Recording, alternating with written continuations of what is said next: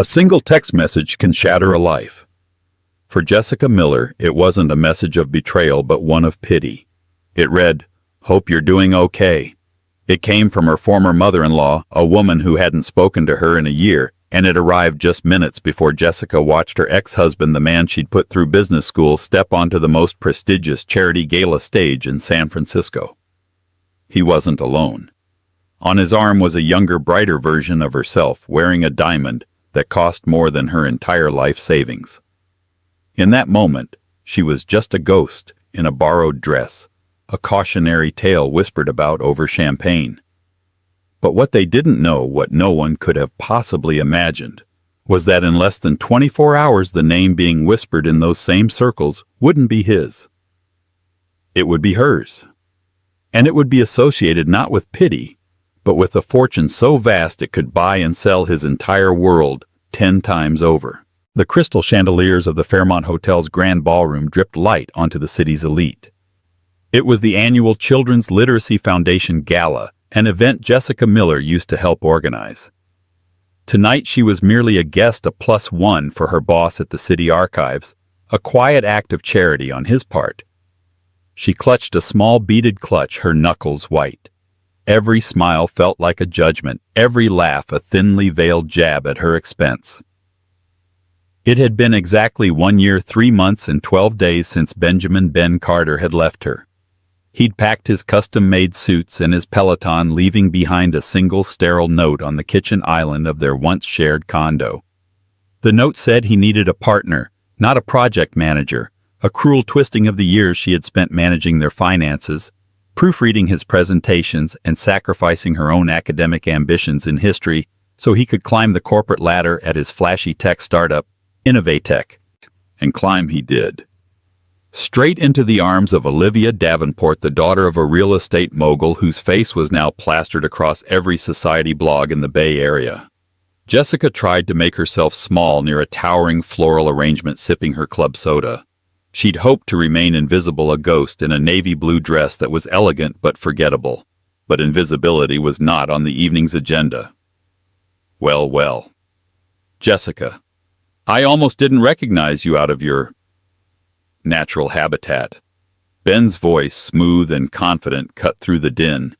He stood before her, immaculate in a Tom Ford tuxedo, and beside him, clinging to his arm, was Olivia. She was breathtaking, draped in a glittering gold gown, a supernova next to Jessica's quiet night sky. The diamond on her finger, the one from the blogs, caught the light and fractured it into 100 tiny, painful daggers. Ben, Jessica said, her voice steadier than she felt. "Olivia, congratulations on the engagement." "I've read all about it." "Oh, thank you." Olivia beamed, her smile wide and seemingly genuine. She was too young to have mastered the art of polite cruelty. "Ben has told me so much about you. You were an absolute saint, apparently, holding down the fort while he was building the empire." It was a line fed to her Jessica knew, a sanitized version of the truth. Ben smirked, a self-satisfied expression that made Jessica's stomach churn. "Jess was always practical," Ben said, his tone dripping with condescension. He looked Jessica up and down, a flicker of something pity, disdain in his eyes. "Budgets, schedules, research papers. I needed someone who could see the bigger picture, someone with ambition." He squeezed Olivia's hand. "Olivia understands that. Her father didn't build Davenport Realty by thinking small." The insult landed exactly as intended. Jessica's ambition was the very thing she had shelved for him. Her dream of getting a PhD in historical preservation, of curating museum exhibits, had been deemed a hobby, while his get-rich-quick tech venture was treated as gospel. A local photographer smelling drama drifted closer. Ben, ever the performer, noticed immediately. He pulled Jessica in, slightly a grotesque pantomime of old friends catching up. "You should have seen the Innovatech quarterly report, Jess," he said, his voice loud enough for those nearby to hear. "We've secured another round of funding. We're going to disrupt the entire logistics industry." He then turned to Olivia. "My brilliant fiancé even introduced me to some key investors from her father's circle." He was parading his success using Olivia as the ultimate trophy, and Jessica as the discarded cautionary past. He was not just showing her what she had lost. He was telling the world why she deserved to lose it. Every word was a public declaration of her inadequacy. Jessica felt the blood drain from her face. She saw the looks from the people around them, the pitying glances from old acquaintances, the smug satisfaction from Ben's new friends. She was a relic, a black and white photo in his new life of dazzling color. "That's wonderful for you, Ben." She managed her throat tight. "I have to go. My boss is waiting." She turned to leave, but Ben's hand shot out and grabbed her wrist. It wasn't a harsh grip, but it was possessive, a final assertion of power. "Hey, no hard feelings, right?" he said, his voice a low murmur just for her. "I just want you to be happy. Find a nice, quiet life. It's what you're good at." He released her. As Jessica walked away, her heart hammering against her ribs, she could hear Olivia's light, tinkling laugh behind her. She didn't look back. She walked straight past her boss through the grand lobby and out into the cold, foggy San Francisco night. The weight of her failure so publicly displayed felt like a physical shroud. She had given him the best years of her life, and he had thanked her by turning her into a punchline at a party. Little did she know this public crucifixion was the prologue to a story so unbelievable it would soon make Ben Carter and his entire world feel very, very small. The day after the gala was a study in gray. A thick, persistent fog smothered the city, mirroring the suffocating gloom in Jessica's small apartment in the inner Richmond. The navy blue dress lay crumpled on a chair, a sad reminder of the previous night's humiliation. She spent the morning in a haze of stale coffee and self-recrimination, scrolling through the very society blogs that had once been a source of morbid curiosity and were now a testament to her public shaming. There it was, a photo of Ben, Olivia, and her. Ben was grinning. Olivia was radiant, and Jessica was a deer in the headlights, her face pale and her eyes wide with a pain the camera had captured with cruel precision.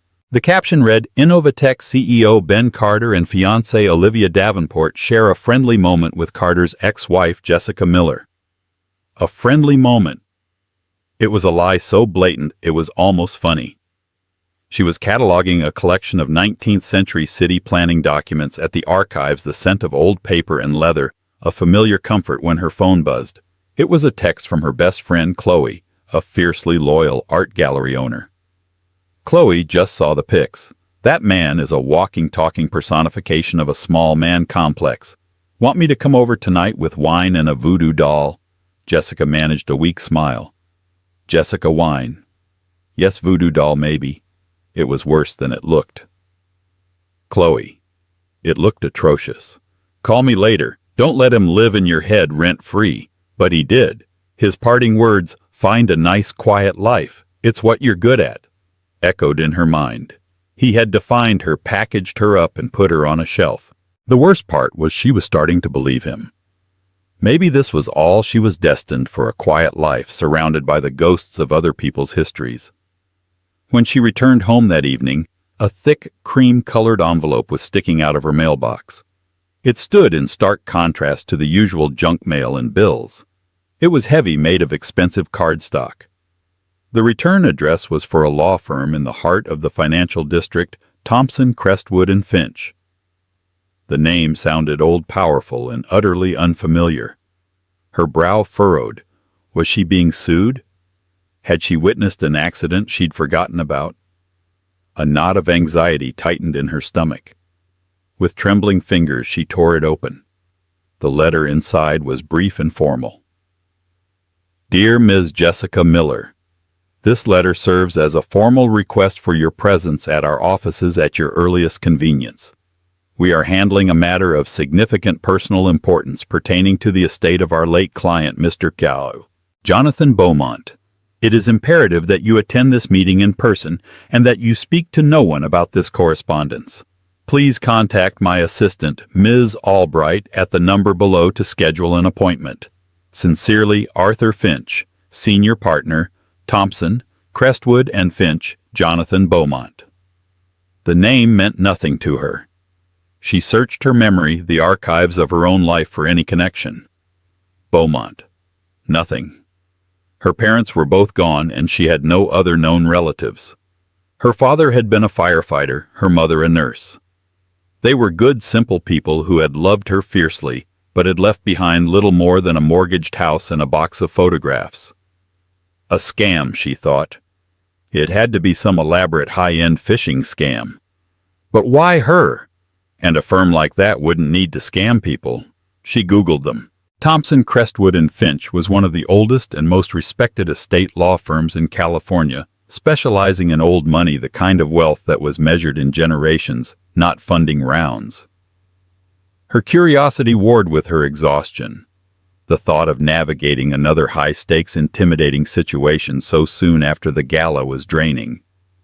But the letter's commanding tone, the sheer mystery of it, was a strange, sharp hook in the dull fog of her depression. A matter of significant personal importance. What could that possibly mean? She reread the name. Jonathan Beaumont. It felt like a name from one of the historical documents she worked with every day. A railroad baron, a shipping magnate, a name etched onto the cornerstone of a forgotten building. That night she couldn't sleep. The humiliation of the gala faded, replaced by a restless, nervous energy. Who was this man? And what could he possibly have to do with her? It was a puzzle, and her archivist's mind, trained to find connections and uncover hidden narratives, couldn't let it go. The next morning, driven by a force she didn't quite understand, perhaps it was just the need for something to happen, something to break the bleak inertia of her life, she picked up the phone. "Ms. Albright, please. This is Jessica Miller. I'm calling in reference to a letter from Mr. Finch." A crisp professional voice on the other end responded. "Of course, Ms. Miller. Mr. Finch has been expecting your call. He can see you this afternoon at 3 o'clock. Will that be suitable?" "Yes," Jessica heard herself say, her voice betraying a hint of the tremor she felt inside. 3 o'clock will be fine." As she hung up, she looked around her small, quiet apartment. It was her sanctuary, but it was also her cage. Ben was right. Her life was small. But as she prepared to walk into the lion's den of the financial district to meet a man she'd never heard of about a dead man she didn't know, a tiny, unfamiliar spark flickered within her. It wasn't hope, not yet. It was just the thrilling, terrifying possibility of the unknown. The offices of Thompson, Crestwood & Finch were on the 50th floor of the Transamerica Pyramid, a location that was itself a statement of enduring power. The reception area was a cathedral of quiet wealth. Dark mahogany walls were adorned with oil paintings of severe-looking men. The air smelled of old leather and floor polish, and the only sound was the hushed ticking of a grandfather clock in the corner. It was a world away from the frantic, open-plan chaos of Ben's startup. This was money that didn't need to scream. Jessica gave her name to the receptionist, who regarded her with a polite but thorough appraisal. Jessica had worn her best blazer, a simple but well-cut piece she'd bought for her M.A. thesis defense years ago. Still, she felt like an imposter. A moment later, a man in his late 60s with a mane of silver hair and a perfectly tailored gray suit emerged from a set of double doors. "Ms. Miller, I am Arthur Finch. Thank you for coming on such short notice. Please follow me." His voice was exactly as she'd imagined, deep, resonant, and devoid of unnecessary emotion. He led her down a long, carpeted hallway to a corner office with a breathtaking view of the Golden Gate Bridge shrouded in its iconic fog. Books lined every wall, not for decoration, but with the cracked spines and faded gold leaf of constant use. Mr. Finch gestured for her to sit in one of the plush leather armchairs facing his immense oak desk. He sat opposite her, folded his hands, and fixed her with a pair of piercing blue eyes. "Ms. Miller," he began, "I will not waste your time with pleasantries. I was the personal attorney confidant, and I suppose the only friend of Jonathan Beaumont for over 40 years. He passed away last week at the age of 92. Jessica nodded, unsure of what to say. "I'm sorry for your loss. But, Mr. Finch, I have to be honest. I have no idea who Mr. Beaumont was. I believe there must be a mistake." Mr. Finch offered a thin, sad smile. "There is no mistake. Jonathan was a man who valued his privacy above all else. He cultivated anonymity as other men cultivate gardens. But he knew exactly who you were. He followed your life from a distance. He has photos of your high school graduation, your wedding, even a newspaper clipping about your work at the city archives." A cold unease crept up Jessica's spine. "He stalked me." "No," Mr. Finch said gently. "He watched over you. You see, Jonathan Beaumont was your maternal grandfather." The statement hung in the air, so dense and heavy it seemed to suck the oxygen from the room. Jessica stared at him, her mind racing, trying to connect impossible dots. "That's not possible," she whispered. "My mother's parents died in a car crash before I was born. That's what she told me. That's what my father always said." "What your mother told you was a story," Mr. Finch explained, his voice softening with something akin to pity. "A story born of pain and pride. Your grandmother Genevieve Beaumont did pass away when your mother was young, but Jonathan was very much alive. Your mother Catherine was his only child, his entire world. But she fell in love with a man he didn't approve of, your father, a firefighter. A good, honorable man by all accounts, but not from the world Jonathan had envisioned for his daughter. They argued. Terrible things were said. She chose to leave to be disowned rather than give up the man she loved. She cut him out of her life completely, and in turn cut you off from him." Jessica felt dizzy. Her entire maternal history, a simple tragic story she had accepted without question, was a lie. A lie constructed to protect her, perhaps, but a lie nonetheless. "He never tried to contact her, to contact me. After your mother passed away, he reached out to your father once," Mr. Finch said. "But your father, loyal to your mother's memory and her wishes, respectfully declined any contact. So Jonathan respected that. He kept his distance. But he never stopped watching. He never stopped caring. It was his greatest regret, he told me, that he let his pride cost him his daughter and his only grandchild." Jessica was speechless, trying to process the ghost of a family she never knew she had. A grandfather, a powerful, reclusive man who had watched her life from the shadows. Mr. Finch slid a thick, leather-bound document across the desk. "Which brings us to why you are here. This is his last will and testament. Jonathan was a man of considerable means. He was the sole owner of Beaumont Holdings." The name was vaguely familiar. Jessica had seen it on the side of shipping containers and on commercial real estate signs in the financial district. "I thought that was a public company." "He took it private 30 years ago. He hated Wall Street. He preferred to operate without scrutiny." Mr. Finch paused, letting the weight of his next words settle. "Beaumont Holdings encompasses a global logistics and shipping network, a commercial real estate portfolio valued in the low 9 figures, a private art collection that would make a museum curator weep, and various other assets.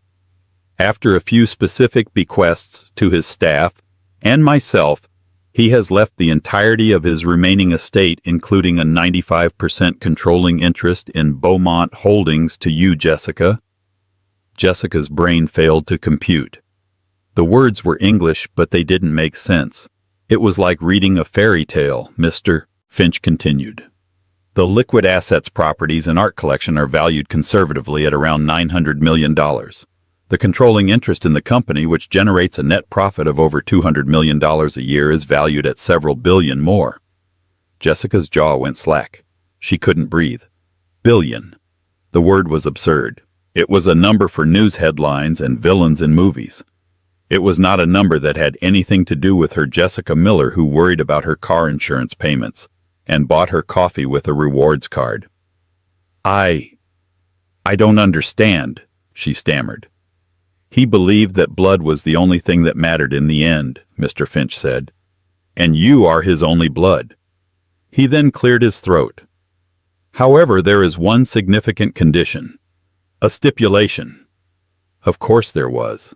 It couldn't be that simple. Jonathan did not believe in idle wealth. He despised the trust fund children of his peers. He believed that to be worthy of the empire he built, one must understand it, lead it. The will stipulates that for you to inherit, you must assume his position as chairperson of the board of Beaumont Holdings.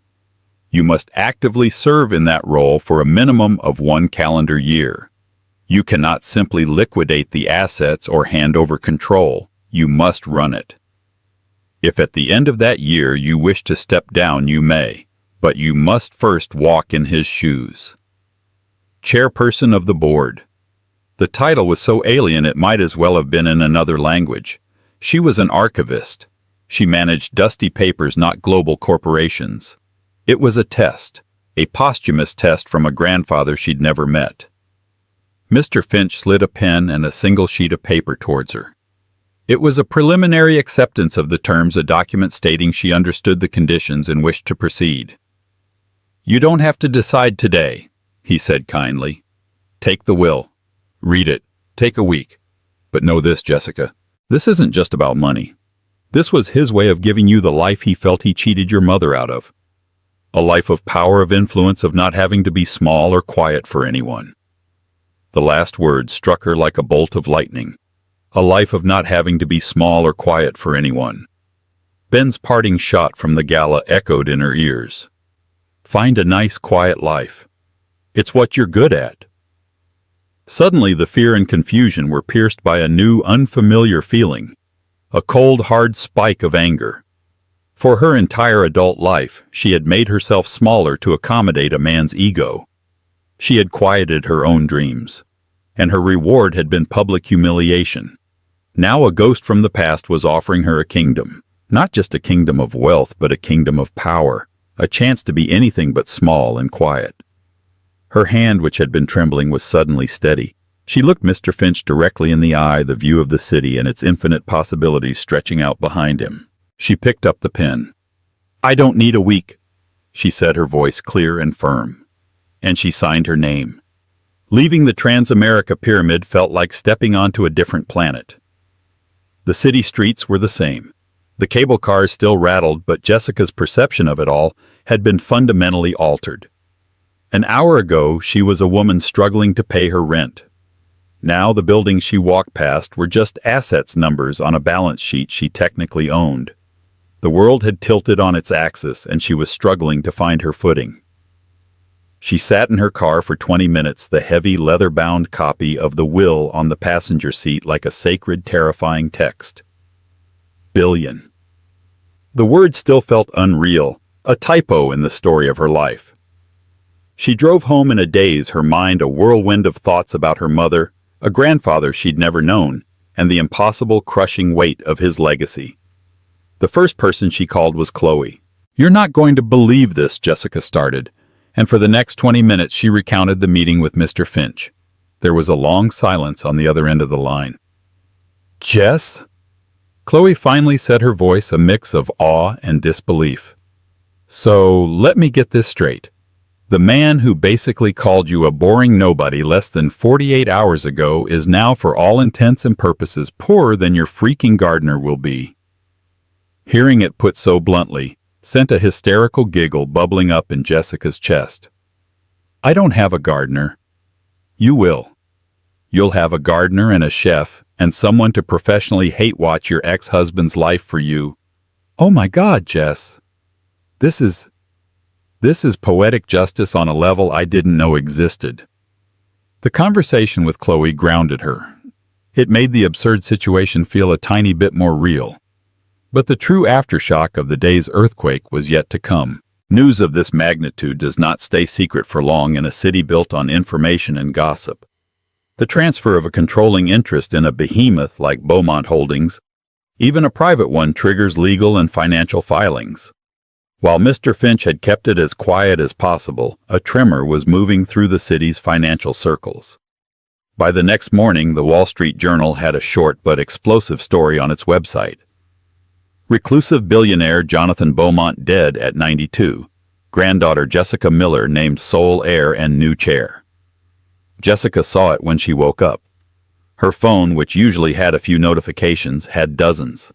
Texts from people she hadn't heard from in years. Missed calls from unknown numbers. It was terrifying. She turned it on silent. Meanwhile, across town in the glass and steel offices of Innovatech, Ben Carter was in the middle of a tense meeting with his investors. Their second round funding was contingent on landing a major logistics partner. They were struggling. The big players were wary of his unproven technology. He was projecting confidence, waving his hands and throwing out buzzwords like synergy and paradigm shift when his phone buzzed insistently on the table. It was his CFO. He ignored it. A minute later it buzzed again, and again. Annoyed, he finally glanced at the screen. There was a text message with a link to the Wall Street Journal article. He clicked it, his expression shifting from irritation to confusion as he read the headline. Jessica Miller. It had to be a different Jessica Miller.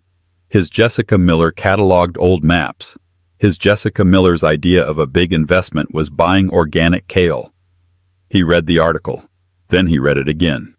The details were sparse but clear. Unknown granddaughter, sole heir, chairperson of Beaumont Holdings. He knew that name. Beaumont Holdings was one of the Leviathans, the very kind of company he was desperately trying to partner with. The blood drained from his face. The conference room, the investors, the whiteboard covered in his frantic scribbles, it all faded into a dull roar. His mind replayed the scene at the gala. His smug pronouncements. His condescending pity. Find a nice quiet life. It's what you're good at. He had publicly shamed a woman who could now buy his entire company with the money she probably found in her new couch cushions. The humiliation he felt was 1,000 times more potent than what he had inflicted on her. It wasn't just that she was rich. It was that she was powerful. She was now the chairperson of a major corporation, while he was still essentially a glorified beggar with a PowerPoint presentation. He abruptly ended the meeting, mumbling something about a family emergency. He locked himself in his office, his hands shaking. His first instinct was disbelief. This was a cosmic joke.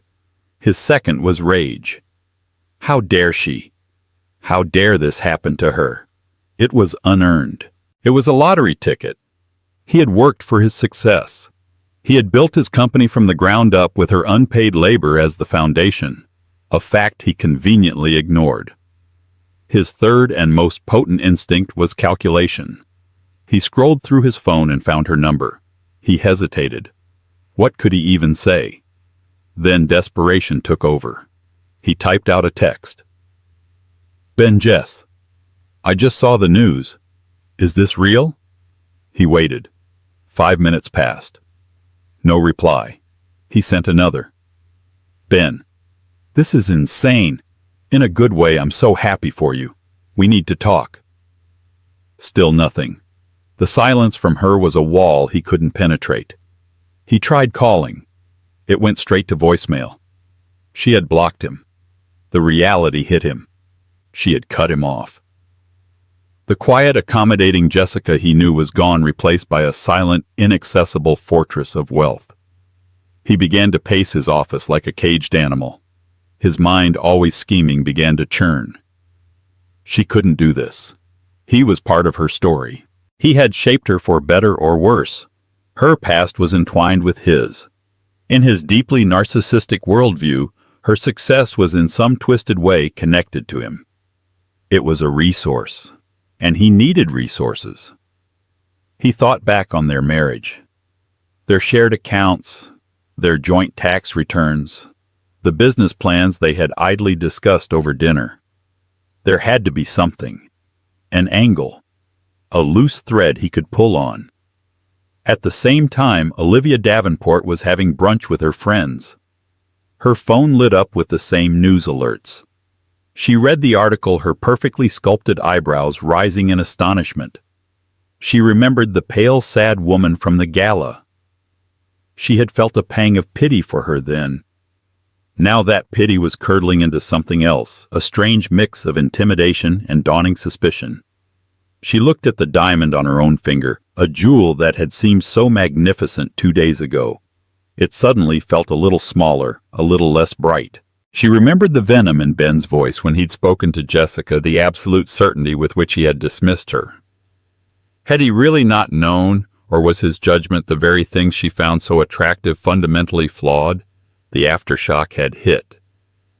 Ben Carter had built his life on the idea that he was the smartest man in any room, but in the space of a single news cycle he had been made to look like a fool.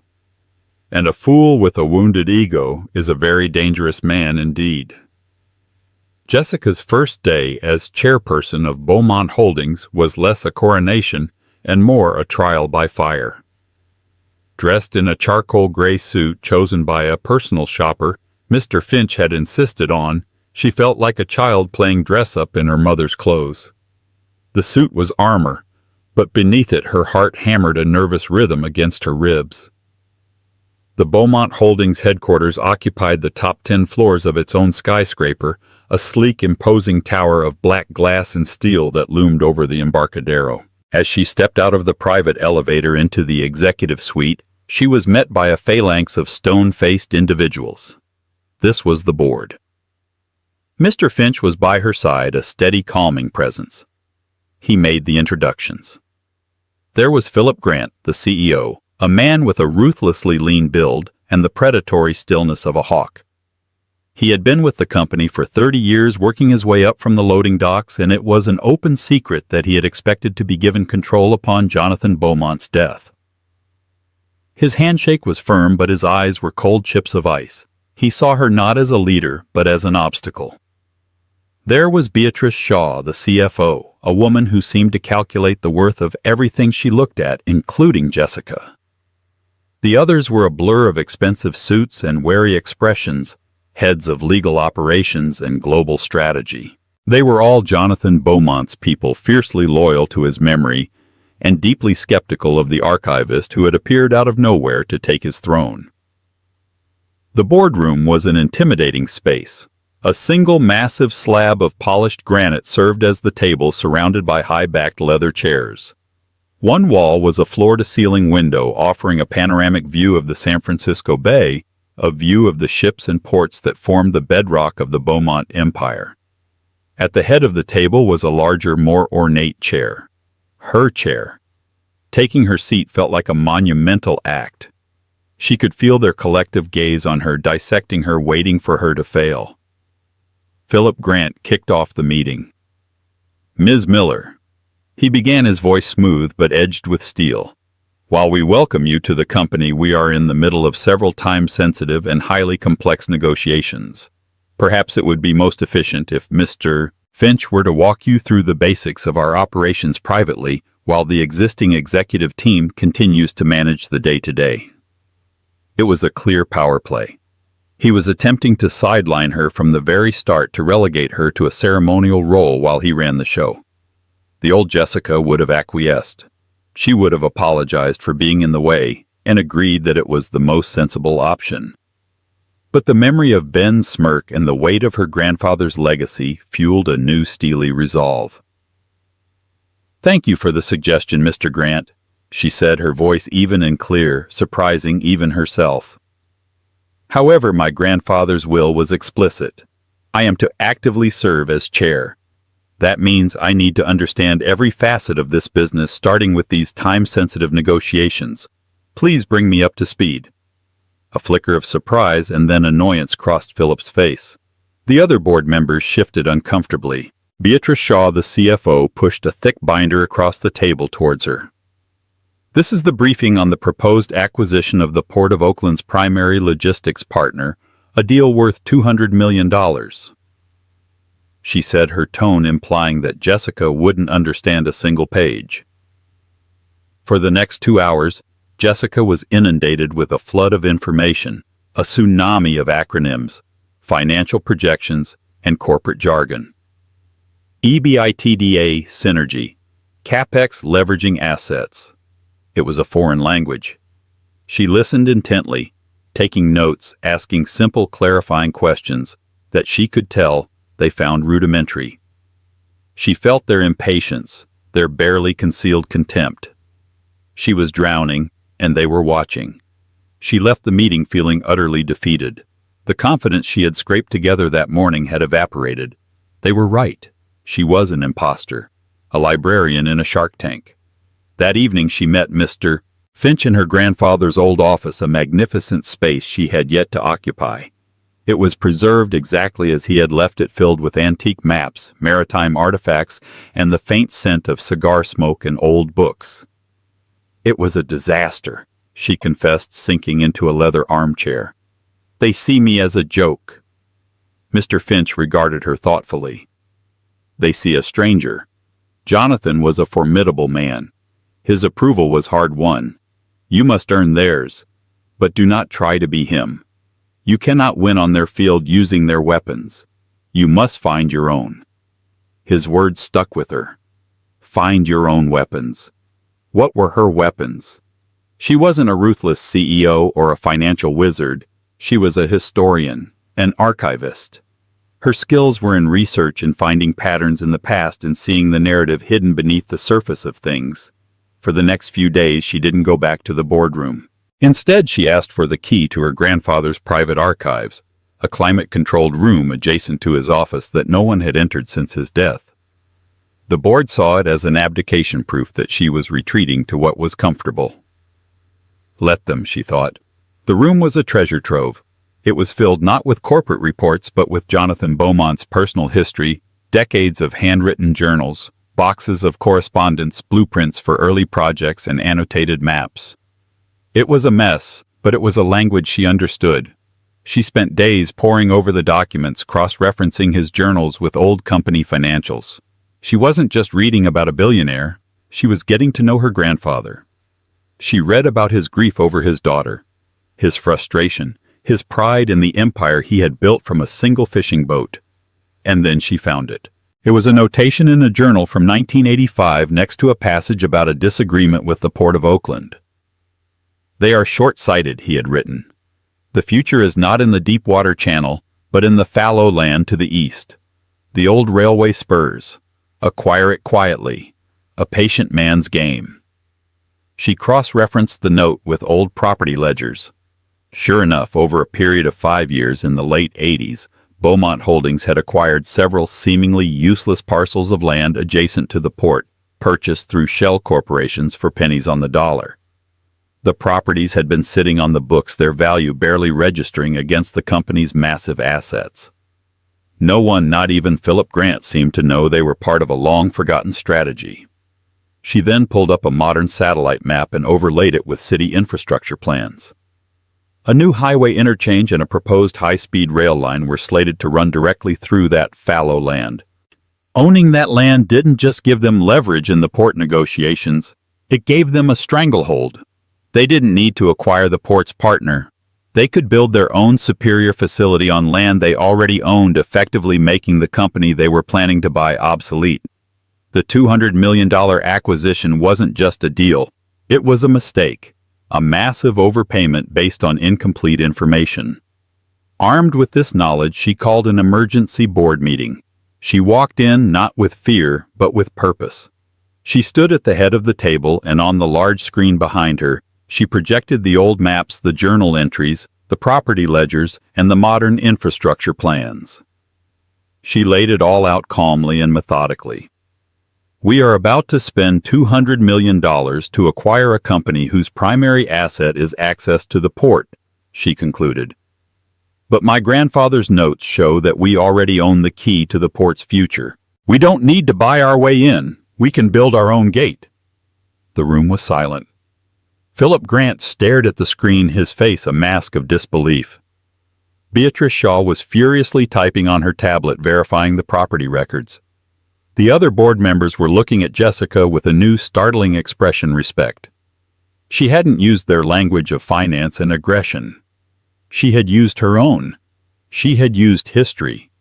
She had listened to the ghost in the archives. For the first time since she'd signed those papers, she didn't feel like an imposter. She felt like Jonathan Beaumont's granddaughter. While Jessica was finding her footing in the world of corporate titans, Ben Carter was sinking. The news of Jessica's inheritance had sent a shockwave through his professional life. Investors who had once been impressed by his bravado were now looking at him with a critical eye. If his judgment about his own wife was so spectacularly wrong, what else was he wrong about? The promised partnership with a major logistics firm failed to materialize, and his second round of funding was suddenly in jeopardy. He was running out of money and time. His days were consumed by a festering obsession with Jessica's fortune. It was a monumental injustice, a cosmic error he felt entitled to correct. He had tried everything. He'd left pleading voicemails. He'd sent long rambling emails alternating between apologies for his behavior and reminders of their shared journey. He'd even sent flowers to the Beaumont Holdings building, a pathetic gesture that was likely discarded by a security guard. All of it was met with a wall of impenetrable silence. His desperation curdled into a dark, spiteful resolve. If she wouldn't give him a piece of her fortune, he would take it. He spent his nights digging through old boxes he'd taken from their marriage, searching for a weapon. He sifted through old photos, bank statements, and tax returns. And then, in a dusty folder at the bottom of a banker's box, he found it. It was a slim business plan from early in their marriage for a venture they had nicknamed Package Perfect. It was Jessica's idea, born from her frustration with the inefficiency of museum artifact shipping. It was a concept for a software platform that would use historical shipping data and predictive analytics to optimize routes for fragile, high-value goods. She had done the research, written the proposal. He had contributed the buzzwords and designed a logo. They had co-signed the initial exploratory LLC, filing a document that cost them $150, and which they had abandoned a few months later when he decided to pursue the bigger idea that became Innovatech. Innovatech was at its core a scaled-up, commercialized version of Jessica's original concept. He had stolen her idea, repackaged it, and sold it as his own genius. At the time, she had been his supportive wife, and it felt like a shared asset. Now it was his Achilles' heel, and he thought his golden ticket. He contacted a notoriously aggressive lawyer, a man named Nick Valenti, who specialized in messy, high-profile divorces and corporate litigation. Valenti's eyes lit up when Ben laid out his story. The gambit was audacious and built on a foundation of lies. They would file a lawsuit against Jessica Miller. The claim that Innovatech was a joint marital enterprise, an evolution of the Package Perfect concept they had developed together. They would argue that her sudden massive inheritance constituted a change in material circumstances. During their marriage, they lacked the capital to pursue the venture to its full potential. Now she possessed that capital. Therefore, Ben was entitled to a significant portion of her inheritance as retroactive investment capital for the company they had built together. He wasn't just asking for a slice of her money, he was demanding half of her company. Beaumont Holdings arguing that its logistics empire was the perfect vehicle to finally realize their shared dream. It was a legal Hail Mary, flimsy and outrageous. But its purpose wasn't necessarily to win in court. Its purpose was to create chaos. It was a nuisance suit designed to drag Jessica's name through the mud, to paint her as a greedy ex-wife who had abandoned her partner the moment she struck gold. It was designed to entangle her in a messy public battle that would distract her, undermine her authority at Beaumont, and force her to the negotiating table just to make it go away. The day the lawsuit was filed, the media erupted. Valenti, a master of public relations, leaked the story to a prominent gossip site, which ran it with a sensational headline, "Tech CEO sues billionaire ex-wife. She stole my dream, and now she's stealing my future." The story was accompanied by carefully selected photos, Ben looking stressed and determined in his office. A smiling photo of him and Jessica from happier times. A copy of the co-signed Package Perfect LLC filing.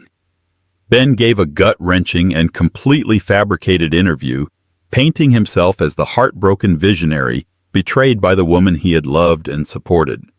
"I worked 100-hour weeks to build our dream," he claimed, his voice thick with false emotion. "Jessica was my partner in everything. All I'm asking for is what's fair. She has the resources now to make our original vision a reality, but she wants to cut me out to pretend I never existed. It's not just about the money. It's about the principle." The public narrative was set. To a world that didn't know the truth, it was a compelling story. A struggling entrepreneur versus a cold new money heiress. The comment sections online were a cesspool of misogyny and vitriol directed at Jessica. The news hit the boardroom at Beaumont Holdings like a grenade.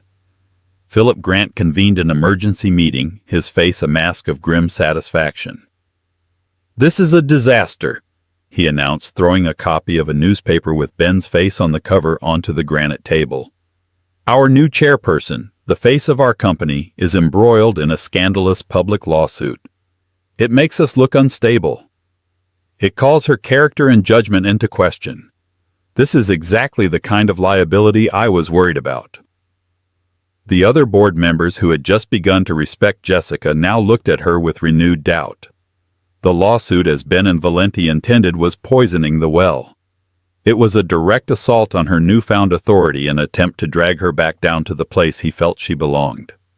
Jessica sat at the head of the table, her face pale but her expression resolute.